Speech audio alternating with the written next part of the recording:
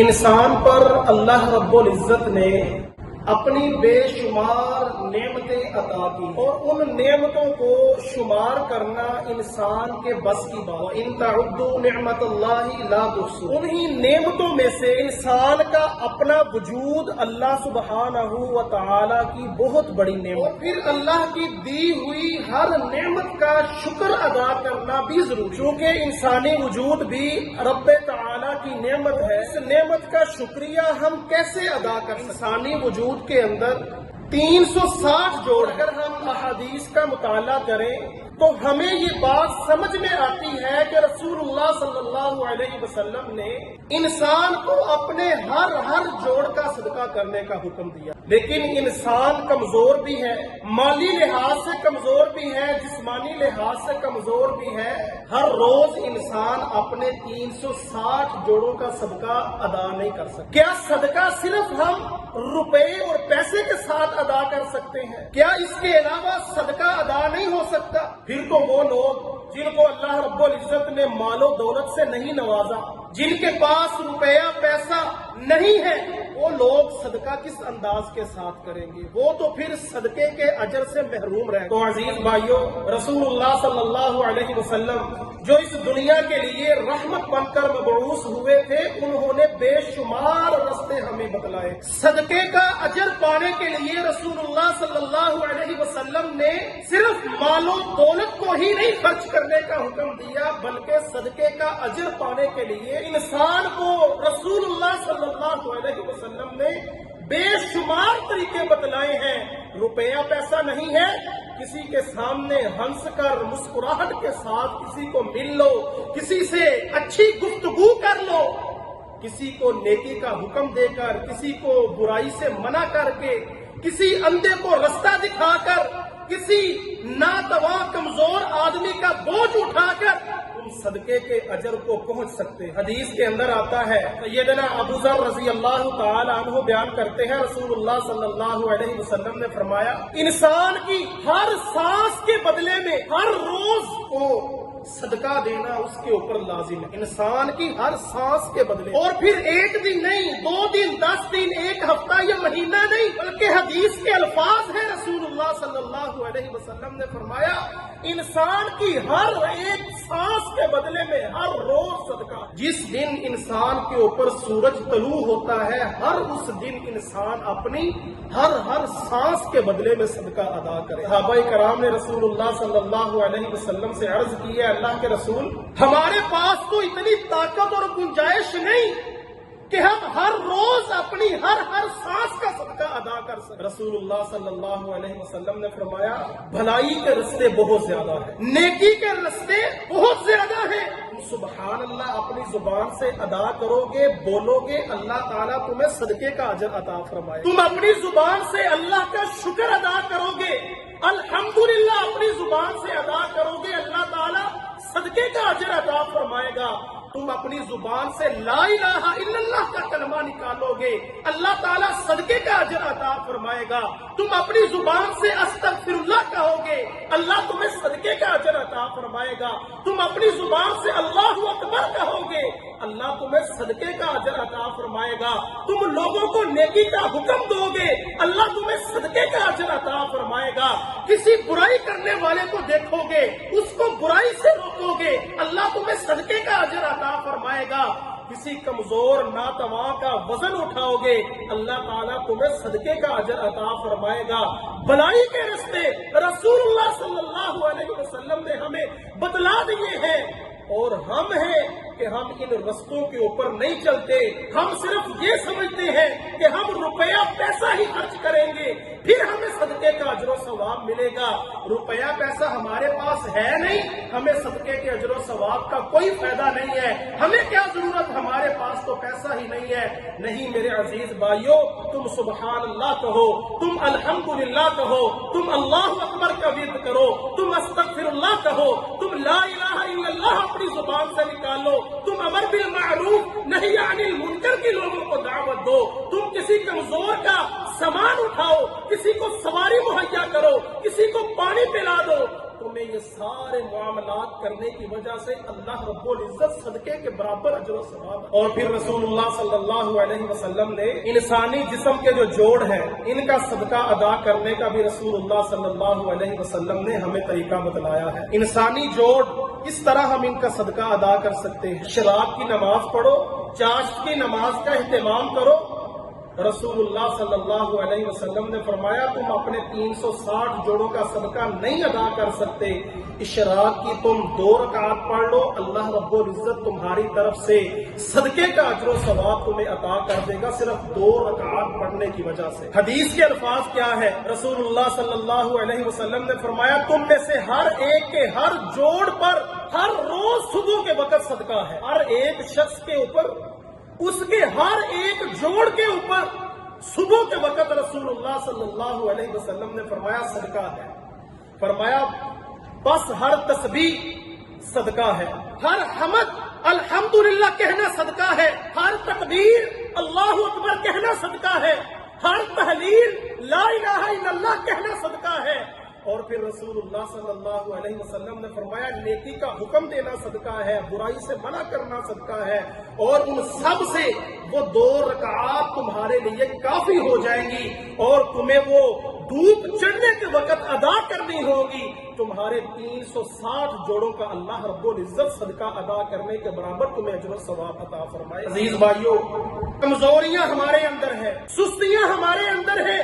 رسول اللہ صلی اللہ علیہ وسلم نے چھوٹی سے چھوٹی نیکی کو بھی ہمارے لیے صدقے کے برابر اجر و ثواب بتلایا ہے، لیکن ہم چھوٹی نیکیاں چھوڑتے چلے جاتے ہیں اور بڑی بڑی نیکیاں پکڑتے ہیں. عزیز بھائیوں، یہ چھوٹی چھوٹیاں نیکیاں جب ہم کریں گے، یہ چھوٹی چھوٹی نیکیاں ہی ہمارے لیے پہاڑ بن جائیں گی. جب انسان چھوٹی نیکیوں کو چھوڑے گا تو پھر عزیز بھائیوں وہ بڑی نیکیوں کی طرف بھی نہیں جا سکتا. چھوٹی نیکیوں کا اہتمام کرے گا تو اللہ رب العزت اس کو بڑی بڑی نیکیوں کی توفیق عطا فرمائیں گے. اور پھر اسی طرح رسول اللہ صلی اللہ علیہ وسلم نے فرمایا صدقے کا اجر و ثواب دوسروں کو نقصان نہیں پہنچانا. اگر تم کسی کو اپنی ذات سے فائدہ نہیں پہنچا سکتے تو پھر یہ کوشش کرو کہ تمہاری ذات سے کسی کو نقصان بھی نہ پہنچے. تمہارے شر سے دوسرا مسلمان، دوسرا انسان محفوظ رہے. جب تمہارے شر سے دوسرے مسلمان محفوظ رہیں گے اللہ رب العزت اس وجہ سے بھی تمہیں صدقے کا اجر و ثواب. رسول اللہ صلی اللہ علیہ وسلم کی حدیث سنیے. حضرت ابو ذر غفاری رضی اللہ تعالی عنہ بیان کرتے ہیں میں نے رسول اللہ صلی اللہ علیہ وسلم سے پوچھا اللہ کے رسول کون سا عمل سب سے افضل ہے؟ فرمایا اے ابو ذر اللہ کے ساتھ کسی کو شریک نہ کرنا اور اللہ کے راستے کے اندر جہاد کرنا یہ سب سے افضل ترین عمل ہے. حضرت ابو ذر غفاری رضی اللہ تعالی عنہ کہتے ہیں میں نے پوچھا اللہ کے رسول کس طرح کا غلام آزاد کرنا افضل ہے؟ رسول اللہ صلی اللہ علیہ وسلم نے فرمایا وہ غلام جو تمہیں سب سے زیادہ پسندیدہ ہو، غلام جو سب سے زیادہ تمہارا خیال کرنے والا ہے، جو سب سے بڑھ کر تمہارے کام کاج کرنے والا، جس کے ساتھ تم بڑا پیار اور محبت کرتے ہو، تمہارا پسندیدہ غلام ہے، تو آزاد کرنا سب سے افضل عمل ہے. پھر رسول اللہ صلی اللہ علیہ وسلم نے فرمایا اللہ کے رسول حضرت ابو ذر غفاری کہتے ہیں اللہ کے رسول اگر میں یہ نہ کر اللہ کے راستے میں جہاد بھی نہ کر سکوں، اپنا سب سے پسندیدہ غلام کو بھی میں آزاد نہ کر سکوں تو پھر میرے لیے کون سا عمل ہے؟ رسول اللہ صلی اللہ علیہ وسلم نے فرمایا پھر کسی مسلمان کاریگر کو یا کسی مسلمان ہنرمند کی مدد کرنا یہ تمہارے لیے سب سے افضل عمل ہے. پھر رسول اللہ صلی اللہ علیہ وسلم نے فرمایا حضرت ابو ذر غفاری رضی اللہ تعالیٰ عنہ کہتے ہیں اللہ کے رسول اگر میں یہ بھی نہ کر سکوں، کسی مسلمان کاریگر کی مدد بھی نہیں کر سکا، کسی ہنرمند کی مدد میں نہیں کر سکا، پھر میرے لیے کون سا عمل ہے؟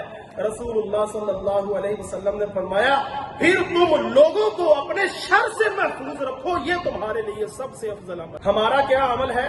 ہم لوگوں کو فائدہ بھی نہیں پہنچاتے اور الٹا لوگوں کے لیے نقصان سوچتے ہیں. اپنے شر سے ہم دوسروں کو محفوظ نہیں رکھتے.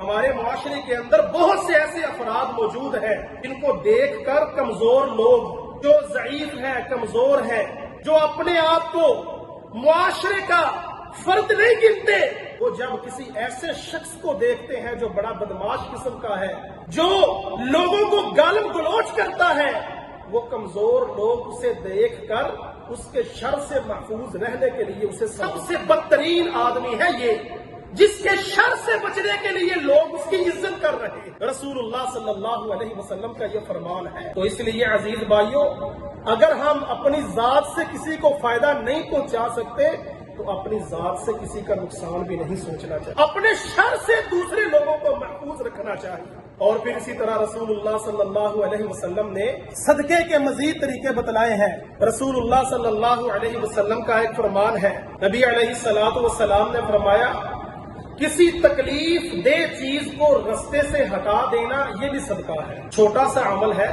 رستے میں ہم جا رہے ہیں، کسی بازار سے گزر رہے ہیں، کسی روڈ سے ہم گزر رہے ہیں، رستے کے اندر کوئی تکلیف دہ چیز پڑی ہوئی ہے، کوئی کانٹا پڑا ہوا ہے، کوئی ہڈی وغیرہ پڑی ہوئی ہے، کوئی ایسی چیز پڑی ہے جو دوسروں کے لیے تکلیف دہ ہے، ہم یہ سمجھتے ہیں کوئی یہاں سے گزرے گا، اس کا پاؤں پھسل جائے گا، اس کو یہ کانٹا چبھے گا، کسی مسلمان کو تکلیف ہوگی۔ رسول اللہ صلی اللہ علیہ وسلم نے فرمایا، رستے سے تکلیف دہ چیز کو ہٹا دینا بھی تمہارے لیے کتنا آسان عمل ہے۔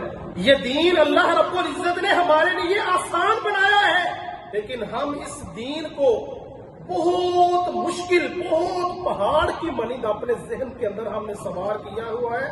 دین کو سمجھنا آسان کام نہیں ہے، یہ ہمارے لوگوں کا کنسپٹ ہے۔ دین کو سمجھنے کے لیے بہت علوم و فنون سیکھنے پڑیں گے، دین کے رستے کے اوپر چلنے کے لیے ہمیں بڑی بڑی کتابیں پڑھنی پڑیں گی۔ عزیز بھائیوں، دین انتہائی آسان ہے۔ اللہ رب العزت نے دین اسلام کو انسان کی فطرت کے مطابق نازل کیا ہے، لیکن ہم نے اس دین کو مشکل بنا دیا۔ ہم نے لوگوں کی ذہنوں کے اندر یہ بات ڈالی ہوئی ہے کہ دین بہت ہی مشکل عمل ہے، اس کے اوپر چلنا کوئی عام انسان کے بس کی بات نہیں ہے۔ اللہ کے بندو، رسول اللہ صلی اللہ علیہ وسلم نے اس دین کو آسان اور سہل بنا دیا ہے کہ یہ لوگ، یہ مسلمان، یہ انسان جو کمزور ہے، ناتواں ہے، ہر بندہ ہی اس دین کے اوپر عمل کر کے اپنی آخرت کو سنوار لے۔ عزیز بھائیوں، ہم اپنی آخرت کا نہیں سوچتے، ہم دنیا کا سوچتے ہیں۔ ہمیں کبھی یہ فکر لاحق نہیں ہوئی کہ ہم اگر کسی کا بھلا نہیں کر سکتے تو ہم اس کو نقصان بھی نہ پہنچائیں۔ اور پھر رسول اللہ صلی اللہ علیہ وسلم نے صدقے کا ثواب حاصل کرنے کے لیے ایک اور بڑا آسان سا طریقہ ہمیں بتلایا ہے، اور یہ ایسا کلیہ، ایسا طریقہ رسول اللہ صلی اللہ علیہ وسلم نے ہمیں بتلایا کہ اس طریقے کے اوپر عمل کر کے عزیز بھائیوں ہم اپنے معاشرے کو امن کا گہوارہ بنا سکتے ہیں۔ تو ہمارے معاشرے کے اندر بد امنی ہے، ہمارے معاشرے کے اندر لڑائی جھگڑے، فتنہ فساد، قتل و غارت، گالم گلوچ، ناراضگیاں جو سال ہر سال چل رہی ہیں، رسول اللہ صلی اللہ علیہ وسلم نے ان ساری برائیوں کا کلا کما کرنے کے لیے رسول اللہ صلی اللہ علیہ وسلم نے ایک آسان سا طریقہ بتلایا۔ فرمایا، تم اپنے مسلمان بھائی سے خندہ پیشانی کے ساتھ مسکرا کر مل لو، یہ تمہارا مسکرا کر ملنا ہی کسی صدقے سے کم نہیں ہے۔ ہم کسی مسلمان کو، جو ہمارا لگتا کچھ بھی نہیں ہے رشتے کے اندر، ویسے تو تمام مسلمان آپس کے اندر بھائی بھائی ہیں، لیکن کسی مسلمان کو مسکرا کر خندہ پیشانی کے ساتھ ملنا تو بہت دور کی بات ہے۔ ہم اپنے قریبی عزیز و اقارب کے ساتھ بھی مسکرا کر نہیں ملتے۔ ہمارے چہرے کے 24 گھنٹے 12 بجے ہوتے ہیں، بس غصے کے ساتھ پیشانی کے اوپر بال ڈالا ہوا، منہ کو بنا سنوار کر، پتہ نہیں کتنے غصے کے اندر یہ آدمی بیٹھا ہوا ہے، تیرے پاس ایک مہمان آیا، تیرا عزیز آیا، تیرا رشتہ دار آیا، تیرا کام تھا تو صدقے کا ثواب حاصل کر، خندہ پیشانی کے ساتھ اسے مل، اس کا استقبال کر، اپنے چہرے کے اوپر مسکراہٹ لے کر آ، اتنے سے تیرا کیا بگڑے گا؟ وہ جو تیرا عزیز رشتہ دار آیا ہے، اس کے دل کے اندر بھی تیرے لیے پیار محبت اور اس کے دل کے اندر بھی عزت بڑھ جائے گی، تجھے اس کا فائدہ ہوگا۔ ایک تو اس کے دل کے اندر تمہارے لیے عزت بڑھ جائے گی، اور دوسرا اللہ رب العزت تمہارے لیے صدقے کا اجر و ثواب لکھ دے۔ کیوں جی؟ اگر یہ عمل ہم کریں تو کیا ہمارے معاشرے کے اندر جو یہ بے شمار برائیاں ہیں، کیا یہ ختم نہیں ہو؟ سال گزر جاتے ہیں، ہم اپنے عزیز و اقارب کو نہ بلاتے ہیں، نہ ان سے سلام لینا پسند کرتے ہیں، نہ کبھی ان کی دعوت کو قبول کیا، نہ ان کو ملنا پسند کرتے ہیں۔ صرف یہ چھوٹا سا عمل دیکھیے، کوئی معافی کی ضرورت نہیں ہے، کسی کے ساتھ جا کر اللہ کے لیے مجھے معاف کر دو، اچھا عمل ہے، لیکن اگر پھر بھی تو سمجھتا ہے کہ کسی سے معافی مانگنے سے میری ناک کٹ جائے گی، قبیلے کے اندر، معاشرے کے اندر، خاندان کے اندر میری بے عزتی ہو جائے گی، حالانکہ یہ کوئی بے عزتی کی بات نہیں ہے۔ رسول اللہ صلی اللہ علیہ وسلم نے فرمایا تھا، جس کو اللہ رب العزت اونچا کر دے، معاف کرنے سے، معافی مانگنے سے اللہ رب العزت انسان کی عزت کے اندر اضافہ کرتا ہے۔ لوگ کون ہوتے ہیں تیری عزت کو کم کرنے والے، تجھے بے عزت کرنے والے؟ بس تو اپنے عزیز و اقارب کو، اپنے مسلمان بھائی کو خندہ پیشانی کے ساتھ مل لے، اپنے چہرے کے اوپر مسکراہٹ ڈال کر کسی کا استقبال کر کے دیکھ، پھر دیکھ تیرا معاشرہ کس طرح امن کا گہوارہ بن جائے گا۔ یہ لڑائیاں، یہ فتنے، یہ فساد، یہ ناراضگیاں، یہ قتل و غارت، یہ گالم گلوچ، یہ سب کچھ ختم ہو جائے گا۔ اور پھر رسول اللہ صلی اللہ علیہ وسلم نے فرمایا، صدقہ حاصل کرنا، صدقے کا اجر و ثواب حاصل کرنے کے لیے رسول اللہ صلی اللہ علیہ وسلم نے فرمایا، ایک مسلمان بھائی ہے، اس کے برتن کے اندر پانی اندھیر دینا یہ بھی کسی صدقے سے کم نہیں ہے۔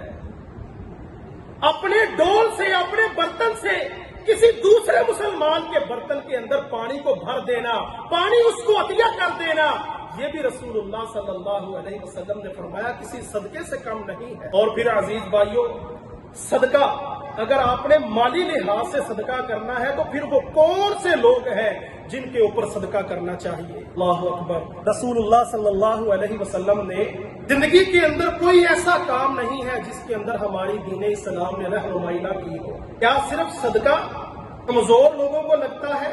کیا صرف صدقہ غیر لوگ ان کو لگتا ہے؟